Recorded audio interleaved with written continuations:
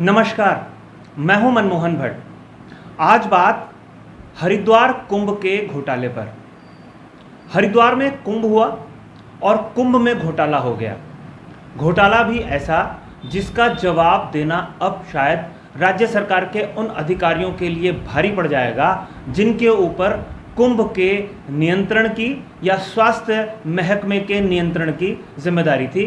कुंभ में हरिद्वार में आने के लिए कुंभ के दौरान खासतौर पर एक प्रावधान किया गया कि तमाम लोगों की कोविड जांच की जाएगी और नैनीताल हाई कोर्ट के आदेश के बाद ये तय हुआ कि 40 से 50 हज़ार लोगों की हर रोज़ जांच की जाएगी। लेकिन इस जांच में घोटाला हो गया है और वो घोटाला पकड़ में आ गया है। जो राज्य सरकार द्वारा गठित जांच कमेटी थी उसने प्राथमिक रिपोर्ट सरकार को सौंप दी है। 1600 पन्ने की ये रिपोर्ट है और इस रिपोर्ट में ये स्पष्ट हो गया है कि जो जांच करने वाली एजेंसी थी उसने इस दौरान ज़बरदस्त तरीके से गड़बड़झाला किया है।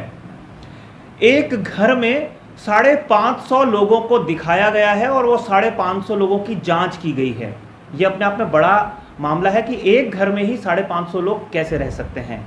एक टेलीफोन नंबर पर 50-50 लोगों का रजिस्ट्रेशन दिखाया गया है और वो टेलीफोन नंबर वो जो लोग हैं उनको मुंबई, अहमदाबाद, कानपुर और तमाम ऐसे 17-18 शहर हैं जहां पे लोग रहते थे और उनका टेलीफोन नंबर एक ही था। जांच में ये भी पाया गया कि ऐसे लाखों लोग हैं जिनका नाम, जिनका टेलीफोन नंबर दर्ज किया गया है लेकिन वो कभी हरिद्वार आए ही नहीं, कुंभ के दौरान तो विशेष रूप से। इस तरीके की कई चीज़ें पकड़ में आ चुकी हैं। अब जो स्वास्थ्य सचिव हैं उत्तराखंड के, अमित नेगी, उन्होंने जांच को आगे बढ़ाते हुए हरिद्वार डिस्ट्रिक्ट मजिस्ट्रेट को इस पर कार्रवाई करने के लिए 15 दिन का समय तय किया है। लेकिन यहाँ पर कुछ बड़े सवाल उठाए जा रहे हैं। जिस एजेंसी ने ये गड़बड़झाला किया, क्या सिर्फ वही दोषी है? ये अपने आप में एक बड़ा सवाल है। उस एजेंसी के ऊपर निगरानी रखने की या नियंत्रण रखने की जिम्मेदारी किन अधिकारियों की थी? ये भी एक बड़ा सवाल है। क्या सिर्फ जांच एजेंसी का पेमेंट रोक कर सरकार पल्ला झाड़ सकती है? ये एक बड़ा सवाल है। या उन दोषी अधिकारियों के खिलाफ कार्रवाई की जाएगी जो इस खेल में, इस गड़बड़झाले में उस निजी कंपनी के साथ थे?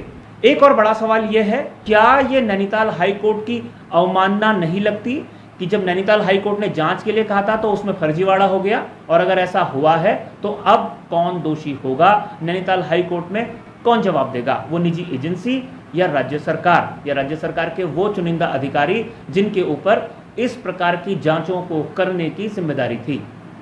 सबसे बड़ी परीक्षा अब तीरथ सिंह रावत की सरकार की होने जा रही है कि इस जांच में जो दोषी अधिकारी हैं उनके खिलाफ वो क्या कार्रवाई करते हैं। ये उनकी एक टेस्ट है कि उनके शासनकाल में हरिद्वार कुंभ हुआ, हरिद्वार कुंभ में घोटाला हुआ, घोटाले में गड़बड़झाला हुआ, ये बात प्राथमिक जांच में साफ हो गई है। तो अब जांच की जो गाज है वो किस पर गिरेगी, दोषी कौन? ये अपने आप में एक बड़ा सवाल है।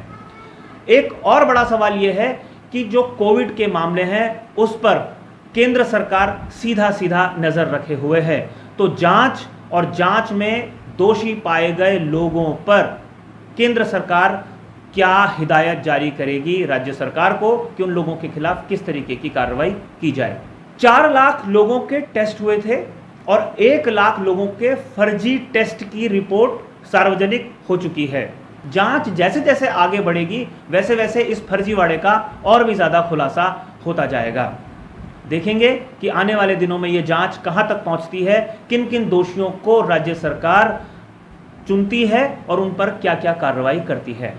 आज की इस विशेष रिपोर्ट में बस इतना ही। अगली रिपोर्ट में आपसे एक बार फिर मुलाकात होगी। तब तक के लिए नमस्कार। लेकिन अगर आपने अभी तक हमारे इस YouTube चैनल को सब्सक्राइब नहीं किया है तो इस चैनल को सब्सक्राइब ज़रूर कीजिए।